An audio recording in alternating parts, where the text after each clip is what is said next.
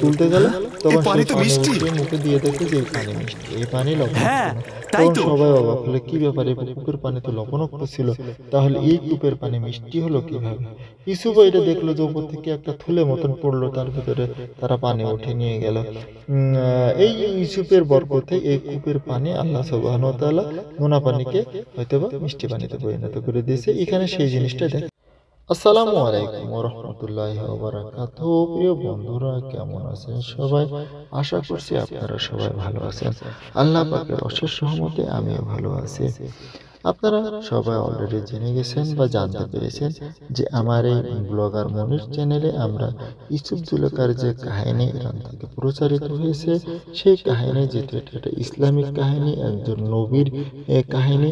সেখানে আমাদের পর্ব অনুযায়ী কোন কোন পয়েন্টের উপরে, কোন কোন বিষয়ের উপরে আলোচনা করার দরকার, কোন কোন আইনের উপরে শিক্ষণীয় বিষয় আছে, সেটার উপরে আমরা ধারাবাহিকভাবে আলোচনা করছি, পর্যালোচনা করছি। আপনারা সবাই এই ইউসুফ জুলেখার কাহিনী দেখেছেন, আমিও দেখেছি।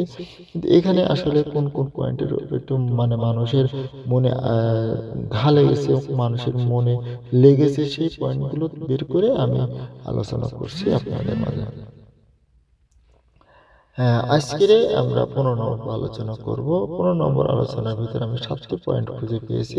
তাই 1 নম্বর পয়েন্ট হলো কাফেলাদের মাঝে বালু ঝড় এবং কূপের চিহ্ন।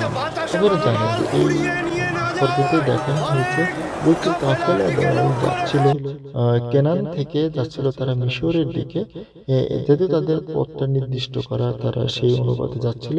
হঠাৎ করে পথের মাঝে একটা বালু ঝড় আসলো এবং তাদের সাথে যে উট ছিল, ঘোড়া ছিল এবং মানুষ ছিল, যারা যে পথটি ছিল ওই পথটি থেকে উল্টিয়ে ওই যে ইউসুফ যে এখানে ছিল সেই জায়গাটার ভিতরে, সেই এলাকার ভিতরে ওদেরকে ঘুরিয়ে নিয়ে আসলো। আমি জানি না যে কোরআনে এটা এইভাবে বলা আছে কিনা, আমার জানা নেই। তবে আমি যতটুকু জানি যে এইভাবে আসলে ওইখানে তো অভিনয়ের ভিতরে অনেক কিছু অভিনয় করে দেখানো হয়েছে, হয়তো হাদিসের ব্যাখ্যায় অবশ্য আছে। এটা কাফেলা দল আসছিল, এটা ঠিক আছে, কিন্তু এই যে বালু ঝড় নিয়ে তাদের চলার পথটাকে ঘুরিয়ে দেওয়া হলো, এটা ওইভাবে আছে কিনা আমি জানি না।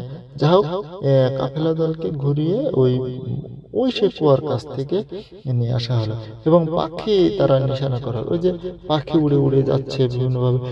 তারা অনেক সময় বললো, কি ব্যাপার, এই এলাকায় তো কোনো পাখি এভাবে চলে না, মরুভূমির হয়ে এত পাখি কোথা থেকে, কবুতর উড়াউড়ি করতেছে। এই কাফেলা দলকে ঘুরিয়ে ওই কুয়ার কাছে নিয়ে আসলো। 3 নম্বর পয়েন্ট ছিল পিতার আফসোস। কেন পাঠালেন পিতা? যেহেতু ইউসুফকে তার আব্বা পাঠাতে চাইছিল না। ইউসুফের আব্বা ইয়াকুব নবী কিন্তু এর আগেই স্বপ্ন দেখেছিল যে 10টি নেকড়ে একটি বাচ্চাকে কামড়িয়ে বা তাকে ভীত সন্ত্রস্ত করছে। এই জন্য সে কিন্তু সবসময় আড়ে আড়ে রাখতো। সে তার ভাইরা যখন বলছে, তিনি কিন্তু পাঠাতে রাজি হয় না।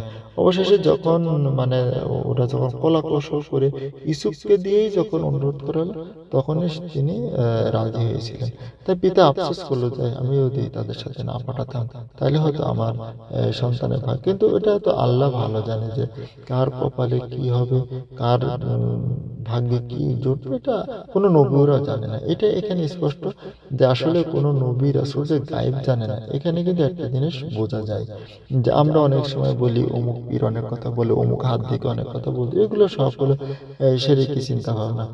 অতএব এই যে আল্লাহর নবী, সেও জানতো না যে তার ছেলে এই বাচ্চাদের সাথে গেলে, তার ছেলেদের সাথে গেলে তার ছেলেরা কি আচরণ করবে, ইউসুফের ভাগ্যে কি ঘটবে, এরা কিন্তু ইয়াকুব নবী জানতো না। অর্থাৎ আল্লাহ যা করে তার বান্দা মঙ্গলের জন্য করে, এটা আমরা জানি।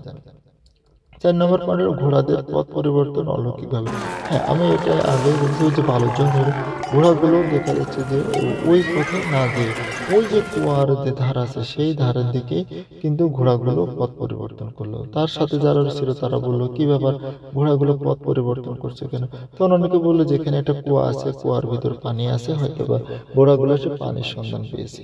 এখানে এই যে কুয়াটা আছে, কুয়াটার ভিতর পানি যে লবণাক্ত, এটা যে কাফেলার যে সর্দার, উনিও কিন্তু এটা জানে যে এই কুয়ার পানি লবণাক্ত। তা উনি যখন বললো যে না, এই কুয়ার পানি লবণাক্ত, কিন্তু ঘোড়ারা কিন্তু ওই পথে ওই কুয়ার কাছে তাদেরকে অলৌকিকভাবে ঘুরিয়ে নিয়ে আসলো। 5 নম্বর পয়েন্টে ছিল কাফেলাদের পানির সংকট। হ্যাঁ, কাফেলাদের সাথে যে পানি ছিল সেই পানি প্রায় শেষ হয়ে গেল। অল্প কিছু পানি আছে যেগুলো পশুদের পানি লাগে, ব্যক্তিদের পানি লাগে। তখন যে কাফেলার যে সর্দার তিনি বললেন যে যার খুব বেশি প্রয়োজন তাকে একটু পানি দিবে, তাছাড়া কাউকে পানি দিবে না। আসলে এটা হলো নিষ্ঠুরতা যে এই মরুভূমির পর কোথাও তার পানি নাই। এখন আমরা অনেক সময় দেখি যে কথা বলে না, নিজে বাঁচলে বাঁচবে না, এখন পানির পেশা লাগছে নিজে খেয়ে ফেলাবো। তখন উনি বলে দিল যে দেখো যার বেশি পানির প্রয়োজন তাকে পানিটা খাওয়াবে। 6 নম্বর পয়েন্টে ছিল ভাইদের লুকে থাকে। তো তার ভাইরা ওই মরুভূমির পরে দেখতেছে কাফেলার বড় ঝড় হলো, কাফেলার এক দেখতে ঘুরতে ঘুরতে আর একদিকে চলে আসলো, কাফেলারা ওই সেই কুয়ার কাছে গেল। এগুলো তার ভাইরা লুকিয়ে থাকতে থাকতেই কিন্তু এগুলো দেখতেছে যে আসলে কাফেলারা কি করে। ওর ভিতরে যে ইউসুফ আছে এটা তো তারা জানে, এই কাফেলারা কি অবস্থা করে, কি তাদের মতিগতি, তারা ভাইরা কিন্তু এটা ফলো করছিল। 7 নম্বর হলো কূপের পানি মিষ্টি। যে মালিক যে কাফেলার যে সর্দার তিনি বলছে এই কূপের পানি তো লবণাক্ত, এই পানি খাওয়া যাবে না। কিন্তু যখন দেখলো মানুষগুলো পানির জন্য ছটফট করছে, পশুগুলো পানির জন্য ছটফট করছে, তখনই একদিন বুদ্ধি দিল যে যেহেতু মরেই যাচ্ছে পানি নোনতা হোক আর যাই হোক, আমরা এখান থেকে পানি তুলে অন্তত খেয়ে দেখি অন্তত পানিগুলো কি অবস্থা হয়, বা অন্তত পশু পাখিদের খাওয়ায়। তখন ও উপর থেকে পানি তোলে এবং যখন উপর থেকে কূপের ভিতরে এই একটা বালতি মতন একটা, ওই সময় যে পদ্ধতি ছিল কূপের থেকে পানি তুলতে গেল, তখন সেই পানি উঠিয়ে মুখে দিয়ে দেখে যে এই পানি মিষ্টি, এই পানি লবণাক্ত না। তখন সবাই অবাক হলে কি ব্যাপারে, কূপের পানি তো লবণাক্ত ছিল, তাহলে এই কূপের পানি মিষ্টি হলো কিভাবে? ইউসুফ এটা দেখলো যে উপর থেকে একটা থুলে মতন পড়লো, তার ভিতরে তারা পানি উঠে নিয়ে গেল। এই ইউসুফের বরকতে এই কূপের পানি আল্লাহ সুবহানাহু ওয়া তাআলা নোনা পানিকে হয়তোবা মিষ্টি পানিতে পরিণত করে দিয়েছে। এখানে সেই জিনিসটা দেখানো হয়েছে।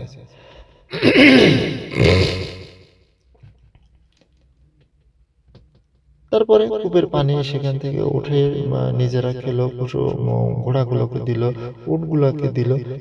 এইভাবেই দেখা যাচ্ছে যে ওখান থেকে পশু তারা নিজেরা পানি খেলো আরো নিয়ে গেল। এই অবস্থায় ওখানে অবস্থা এই পর্যন্তই 15 নম্বর পর্ব শেষ হয়ে গেছিল। 16 নম্বর পর্বে আমরা দেখব যে ওই কূপের ভিতর থেকে ইউসুফ কিভাবে উঠলো, আল্লাহ কি নির্দেশ দিল, সেটা আমরা 16 নম্বর পর্ব দিয়ে। 15 নম্বর পর্বে আসলে পর্যটন করে যে জিনিসটা পাওয়া যায়, যেখানে কাফেলারা একদিকে যাচ্ছিল, আল্লাহ সুবহানাহু ওয়া তাআলা তাদেরকে এমন একটা পদ্ধতি করে দিল যে কাফেলারা ওই সেই কুয়ার পাশ দিয়ে গেল এবং পিতা যে আফসোস করলো, এটা আমরা দেখেছি। আমরা ঘোড়াগুলো যে অলৌকিকভাবে পথ পরিবর্তন করলো, একজন পয়গম্বর সে পানির ভিতরে এখানে পড়ে আছে, সেটা কিন্তু সে ঘোড়াগুলো হয়তো আল্লাহ পশু পাখিকে আল্লাহ বোঝার তৌফিক দিয়ে দিয়েছিল এবং ভাইরা লুকে লুকে থাকে দেখলো পানির সংকটের কারণে কূপ থেকে পানি তুলতে গেলে সেই লবণাক্ত পানি মিষ্টি পানিতে পরিণত হয়ে গেল। এইভাবে 15 নম্বর পর্ব শেষ হয়ে গেল। আর একটি যাত্রী দল আসলো এবং তারা তাদের পানি সংগ্রহকারীকে প্রেরণ করলো। তারপর সে তার বালতি ফেললো, সে বলে উঠলো কি সুখবর, এ দেখতে একটি বালক, এবং তারা তার পূর্ণ দ্রব্য হিসেবে গোপন করে ফেললো। এইভাবে যে কুয়ার ভিতরে এমন একটা সুন্দর পরিবেশ সৃষ্টি করলো পরিচালক সুন্দর অভিনয়ের মাধ্যমে।